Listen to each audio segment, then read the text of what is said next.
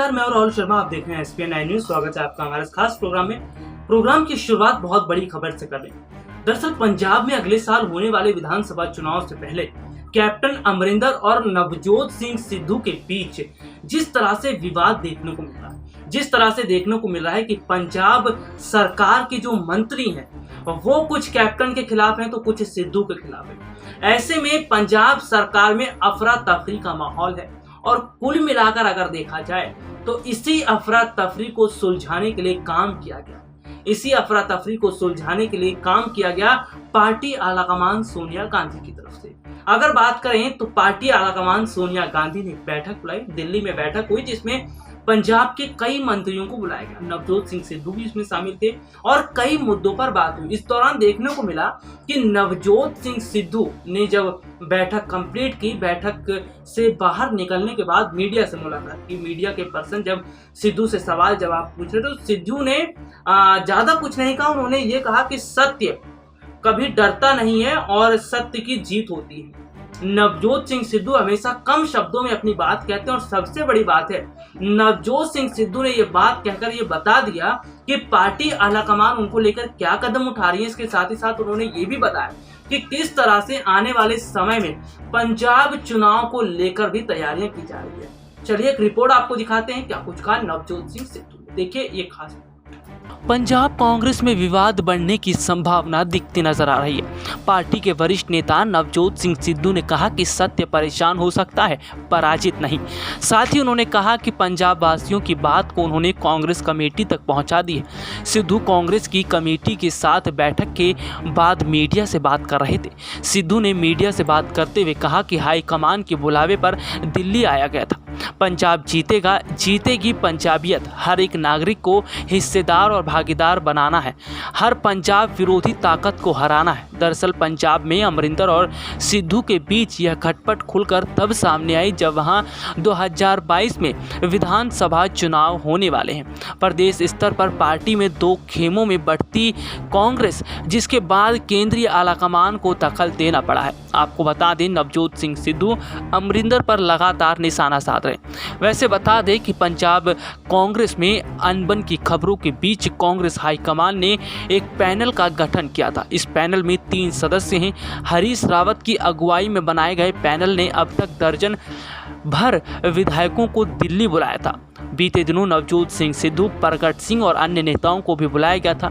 आपको बता दें कि यहां पर नेताओं के बीच चल रहे विवाद को खत्म करवाने का काम उठाया जा रहा है। लेकिन सबसे बड़ी बात तो यह है कि पार्टी आलाकमान सोनिया गांधी ने जिस तरह से सिद्धू और कैप्टन के बीच दूरी खत्म करने का जो कदम उठाया है, उसे देखकर ऐसा लग रहा है कि सोनिया गांधी इन नेताओं के बीच न सिर्फ दूरियों को कम करवा देंगी बल्कि सिद्धू को पंजाब कैबिनेट में जगह भी दिलवा सकती हैं। जी हां, दरअसल देखा जाए तो जिस तरह से पंजाब में अगले साल होने वाले चुनाव से पहले सोनिया गांधी किसी तरह की कोई लापरवाही पार्टी के अंदर नहीं देखने वाली और उन्होंने खास तौर पर पार्टी के सभी नेताओं से ये बोल दिया है कि वो बड़े स्तर पर काम करें। इसके साथ ही साथ जिस तरह से पार्टी के नेताओं में जो फुटमस देखने को मिल रही है वो फुटमस अब आगे दिखाई नहीं देनी चाहिए।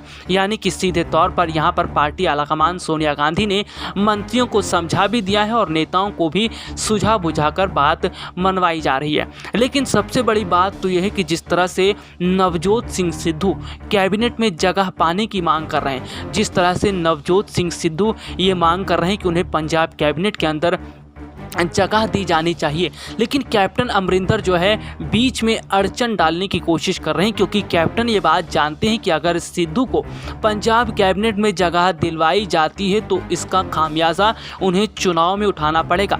लेकिन कुल मिलाकर अगर देखा जाए तो फिलहाल कैप्टन जो है वो सोनिया के आगे झुकते नजर आ रहे हैं। तो वहीं सिद्धू की आस भी अब बढ़ती दिखाई दे रही है। जिस तरह से नवजोत सिंह सिद्धू ने कहा सत्य परेशान हो सकता है, पराजित नहीं।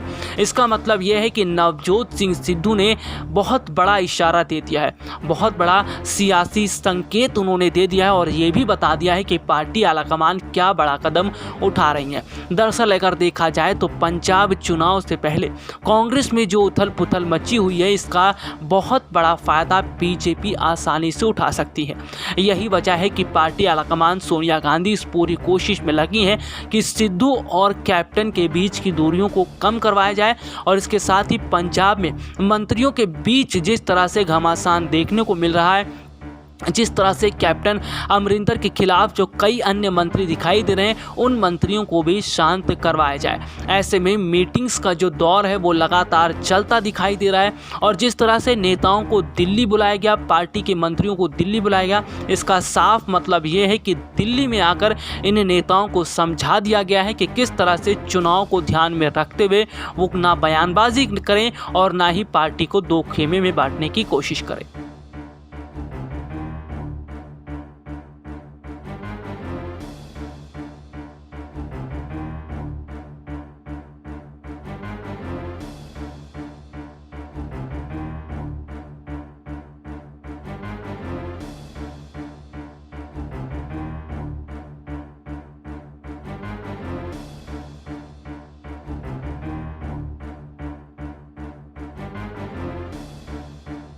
तो देखा आपने नवजोत सिंह सिद्धू ने क्या कुछ कहा। वैसे अगर बात की जाए तो स्थितियां कुछ इस तरह की देखने को मिल रही है कि जो पंजाब है, पंजाब की अगर हम बात करते हैं तो पंजाब में हालात इस तरह के हैं कि चुनाव से पहले कांग्रेस में जो खेमा बट रहा है उसका फायदा बीजेपी आराम से उठाती हुई नजर आ रही है, यानी कि बीजेपी इसका फायदा उठा सकती है। लेकिन हाँ, ये जरूर अगर हम कहा जाए तो इस वक्त कांग्रेस पार्टी के जो नेता हैं, यहाँ तक कि पार्टी आलाकमान और पार्टी के दिग्गज नेता चारों तरफ इस वक्त मोर्चा संभालते दिखाई दे रहे हैं। पार्टी आलाकमान सोनिया गांधी की अगर हम बात करें तो वो पंजाब का मोर्चा संभाल रही हैं। राजस्थान की जिम्मेदारी राहुल को दी गई थी।